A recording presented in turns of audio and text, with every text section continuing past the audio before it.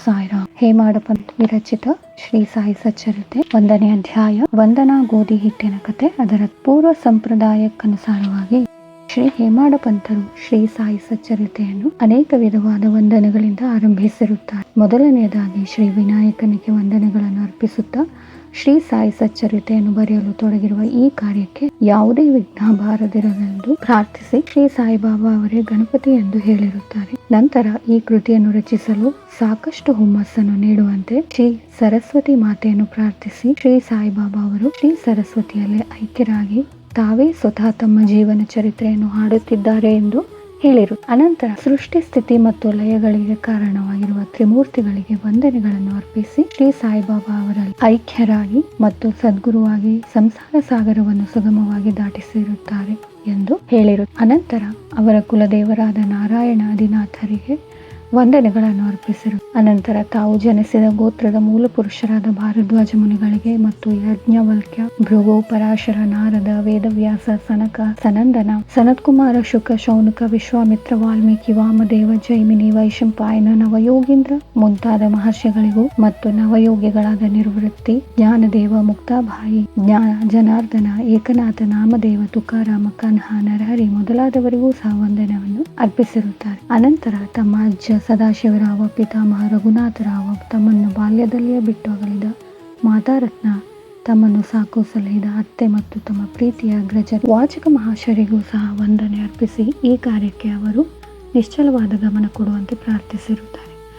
ಕೊನೆಯದಾಗಿ ತಮ್ಮ ಏಕಮಾತ್ರ ರಕ್ಷಕರಾದ ಜಗವೆಂಬ ಮಾಯೆಯಿಂದ ವಿಮೋಚನೆ ಹೊಂದಿ ಬ್ರಹ್ಮಜ್ಞಾನವನ್ನು ಪಡೆಯಲು ಸಹಾಯಕರಾದ ಶ್ರೀ ದತ್ತಾತ್ರೇಯರ ಅವತಾರ ರೂಪಿಯಾದ ಶ್ರೀ ಸಾಯಿನಾಥರಿಗೆ ವಂದನೆ ಅರ್ಪಿಸಿದ್ದಾರೆ. ಹಾಗೆಯೇ ಪರಮಾತ್ಮನು ವಾಸವಾಗಿರುವ ಸಕಲ ಜೀವರಾಶಿಗಳಿಗೂ ಸಹ ವಂದಿಸಿದ್ದಾರೆ. ನಂತರ ಪರಾಶರ, ವ್ಯಾಸ, ಶಾಂಡಿಲ್ಯ ಮೊದಲಾದವರು ಹೇಳಿದ ಭಕ್ತಿಯ ವಿವಿಧ ರೀತಿಗಳನ್ನು ಸಂಕ್ಷಿಪ್ತವಾಗಿ ವರ್ಣಿಸಿ ಲೇಖಕರು ಈ ಮುಂದಿನ ಕಥೆಯನ್ನು ಹೇಳಿದ್ದಾರೆ. ಸುಮಾರು 1910 ನಂತರ ಒಂದು ದಿನ ಪ್ರಾತಃ ಕಾಲ ಶ್ರೀ ಸಾಯಿಬಾಬಾ ಅವರ ದರ್ಶನ ಭಾಗ್ಯವನ್ನು ಪಡೆಯಲು ಶಿರಡಿಯಲ್ಲಿ ಮಸೀದಿಗೆ ಹೋದೆನು. ಆ ದಿನ ಈ ಕೆಳಕಂಡ ಅದ್ಭುತವಾದ ಚಮತ್ಕಾರವನ್ನು ಕಂಡು ದಿಗ್ಭ್ರಾಂತನಾದ ಶ್ರೀ ಸಾಯಿಬಾಬಾ ತಮ್ಮ ಮುಖವನ್ನು ತೊಳೆದುಕೊಂಡ ನಂತರ ಗೋಧಿಯನ್ನು ಬೀಸಲು ತಕ್ಕ ಸಿದ್ಧತೆಗಳನ್ನು ಮಾಡಿಕೊಂಡು ಹಿಡಿಹಿಡಿಯಾಗಿ ಗೋಧಿಯನ್ನು ಬೀಸುವ ಕಲ್ಲಿನೊಳಗೆ ಹಾಕಿ ಬೀಸುತ್ತಾ ಕುಳಿತು, ಇವರು ಭಿಕ್ಷೆ ಬೇಡಿ ಜೀವಿಸುವವರು, ಹೀಗೆ ಗೋಧಿಯನ್ನು ಬೀಸಿ ಹಿಟ್ಟು ಕೂಡಿ ಹಾಕುತ್ತಿದ್ದಾರೆ ಎಂಬ ಭಾವನೆ ನನ್ನಲ್ಲಿ ಮೂಡಿತು. ಅಲ್ಲಿ ನೆರೆದಿದ್ದ ಅನೇಕರಲ್ಲಿಯೂ ಸಹ ಈ ಭಾವನೆ ಇತ್ತು. ಆದರೂ ಬಾಬಾ ಅವರನ್ನು ಕೇಳುವ ಧೈರ್ಯ ಯಾರಿಗೂ ಇರಲಿಲ್ಲ. ನಂತರ 4 ಜನ ಮಹಿಳೆಯರು ಧೈರ್ಯದಿಂದ ಮುಂದೆ ಹೋಗಿ ಅವರನ್ನು ಎಬ್ಬಿಸಿ ಅವರ ಲೀಲೆಗಳನ್ನು ಹಾಡುತ್ತಾ ತಾವೇ ಬೀಸಲು ಕುಳಿತರು. ಬಾಬಾ ಮೊದಲು ಕೋಪಗೊಂಡರು. ನಂತರ ಅವರ ಪ್ರೀತಿ, ಭಕ್ತಿ, ವಾತ್ಸಲ್ಯಗಳಿಗೆ ಮನಸೂತು ಮುಗುಳುನಗೆ ಬೀರುತ್ತಾ ಕುಳಿತರು. ಬಾಬಾ ಅವರಿಗೆ ಮನೆಯಾಗಲಿ, ಮಠವಾಗಲಿ, ಆಸ್ತಿಪಾಸ್ತಿಗಳಾಗಲಿ, ಮಕ್ಕಳು ಮರಿಗಳಾಗಲಿ ಜೋಪಾನ ಮಾಡಲು ಸಹ ಯಾರೂ ಇಲ್ಲ.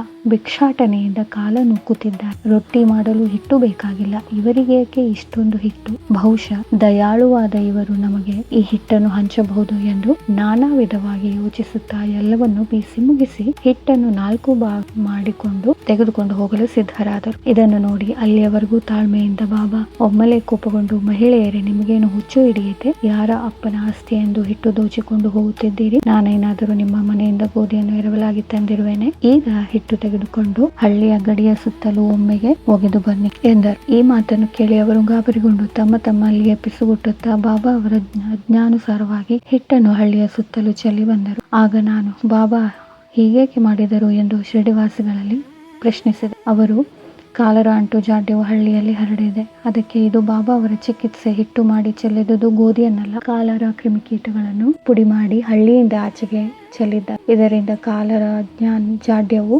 ಕಡಿಮೆಯಾಗಿ ಈಗ ಜನರು ಸುಖಿಯಾಗಿರುತ್ತಾರೆ ಎಂದರು. ಈ ವಿಷಯವನ್ನು ಕೇಳಿ ನಾನು ವಿಸ್ಮಯಗೊಂಡೆನು. ಈ ಘಟನೆ ವಿವರಣಾತೀತ. ನಾನು ಬಾಬಾ ಅವರ ಲೀಲೆಗಳನ್ನು ಹೇಗೆ ಬರೆಯಬೇಕು ಮತ್ತು ಅವರ ಮಧುರ ಲೀಲೆಗಳನ್ನು ಮನ್ನದಣಿಯಂತೆ ಹಾಡಲೇಬೇಕು ಎಂದು ಯೋಚಿಸಿದಾಗ ನನ್ನ ಹೃದಯದಲ್ಲಿ ಸಂತೋಷ ತುಂಬಿ ತುಳುಕಾಡಲು ಪ್ರಾರಂಭವಾಯಿತು. ಈ ರೀತಿ ನಾನು ಸಾಯಿ ಸಚ್ಚರಿತೆ ಬರೆಯಲು ನನಗೆ ಸ್ಫೂರ್ತಿ ಬಂದಿತು. ಬಾಬಾ ಅವರ ಕೃಪಾದೃಷ್ಟಿ ಮತ್ತು ಆಶೀರ್ವಾದದ ಫಲದಿಂದ ಈ ಕೆಲಸ ಯಶಸ್ವಿಯಾಗಿ ಮುಗಿಯಿತು ಎಂಬುದು ನಾನು ಬಲ್ಲೆವು. ಬೀಸುವುದರ ತತ್ವ. ಈ ಮೇಲ್ಕಂಡ ಶಿರಡಿ ನಿವಾಸಿಗಳು ಕೊಟ್ಟ ಘಟನೆ ಅರ್ಥವಲ್ಲದೆ ಈ ಮಹೋನ್ನತ ತತ್ವದರ್ಶನವು ಅದರ ಮತ್ತೊಂದು ಅರ್ಥವಾಗಿದೆ. ಸಾಯಿಬಾಬಾ ಶಿರಡಿಯಲ್ಲಿ ಸುಮಾರು 60 ವರ್ಷಗಳ ಕಾಲ ವಾಸವಾಗಿದ್ದರು. ಈ ಕಾಲದಲ್ಲಿ ಅವರು ಈ ಥರದ ಬೀಸುವಿಕೆಯನ್ನು ಪ್ರತಿದಿನವೂ ಮಾಡುತ್ತಿದ್ದರು. ಅವರು ಬೀಸುತ್ತಿದ್ದುದು ಬರೀ ಗೋಧಿಯನ್ನಲ್ಲ, ಅಸಂಖ್ಯಾತ ಭಕ್ತರ ಪಾಪಗಳನ್ನು ಮತ್ತು ಅವರ ಮಾನಸಿಕ ಹಾಗೂ ದೈಹಿಕ ಜಿಗುಪ್ಸೆಗಳನ್ನು. ಕಾರಣ, ಈ ಬೀಸುವ ಕಲ್ಲುಗಳು ಕರ್ಮ ಮತ್ತು ಭಕ್ತಿಯನ್ನು ಸೂಚಿಸುತ್ತವೆ. ಮೇಲಿನ ಕಲ್ಲು ಕರ್ಮವನ್ನು, ಕೆಳಗಿನ ಕಲ್ಲು ಭಕ್ತಿಯನ್ನು ಸೂಚಿಸುತ್ತದೆ. ಬೀಸುವ ಕಲ್ಲಿನ ಹಿಡಿಯೇ ಜ್ಞಾನ. ನಮ್ಮನ್ನು ನಾವು ಸಂಪೂರ್ಣವಾಗಿ ಅರಿತುಕೊಳ್ಳಬೇಕಾದರೆ ನಮ್ಮಲ್ಲಿರುವ ಪಾಪವನ್ನು, ಅಸೂಯೆ, ಆಶೆ ಮತ್ತು ಸತ್ವ, ರಜಸ್ಸು, ತಮೋ ಗುಣಗಳನ್ನು, ಅಹಂಕಾರವನ್ನು ಬೀಸುವುದರಿಂದ ಹೊರದೂಡಬೇಕು. ಆಗ ನಮಗೆ ಅರಿವು ಉಂಟಾಗುವುದು ಎಂಬುದೇ ಬಾಬಾ ಅವರ ಸ್ಪಷ್ಟವಾದ ಸಂದೇಶ. ಬೀಸುವ ಕಲ್ಲಿನಲ್ಲಿ ಸಿಕ್ಕಿ, ಕಾಳುಗಳಂತೆ ಈ ಭಾವಚಕ್ರದಲ್ಲಿ ಸಿಕ್ಕಿ ನಾನು ವೇದನೆಯನ್ನು ಅನುಭವಿಸಬೇಕಾಗಿದ್ದರಿಂದ ನಾನು ಅಳತೊಡಗಿದ್ದೇನೆ ಎಂದು ಒಮ್ಮೆ ಕಬೀರರು ಕಾಳು ಬೀಸುತ್ತಿದ್ದ ಒಬ್ಬ ಮಹಿಳೆಯನ್ನು ನೋಡಿ ತಮ್ಮ ಗುರುಗಳಾದ ನಿಭತಿ ರಂಜನರಿಗೆ ಹೇಳಿದರು. ಆಗ ನಿಭತಿ ರಂಜನರು, ಅಂಜಬೇಡ, ನಾನು ಹಿಡಿದಂತೆ ನೀನು ಸಹ ಈ ಚಕ್ರಕ್ಕೆ ಇರುವ ಜ್ಞಾನವೆಂಬ ಮೇಟಿಯನ್ನು ಭದ್ರವಾಗಿ ಹಿಡಿದುಕೋ. ಅದರಿಂದ ಅತ್ತಿತ್ತ ದೂರ ಹೋಗಬೇಡ, ಅಂತರ್ಮುಖಿಯಾಗು, ಆದರೆ ನಿನಗೆ ಖಚಿತವಾಗಿ ಕಲ್ಯಾಣವಾಗು ಎಂದು ಕಬೀರರಿಗೆ ಉಪದೇಶಿಸಿದ ಕಥೆಯು ಈ ಮೇಲಿನ ಘಟನೆಯಿಂದ ನಮ್ಮ ಜ್ಞಾಪಕಕ್ಕೆ ಬರುತ್ತದೆ. ಮೊದಲನೆಯ ಅಧ್ಯಾಯ ಸಂಪೂರ್ಣ. ಶ್ರೀ ಸಾಯಿ ಪ್ರಣಾಮ್.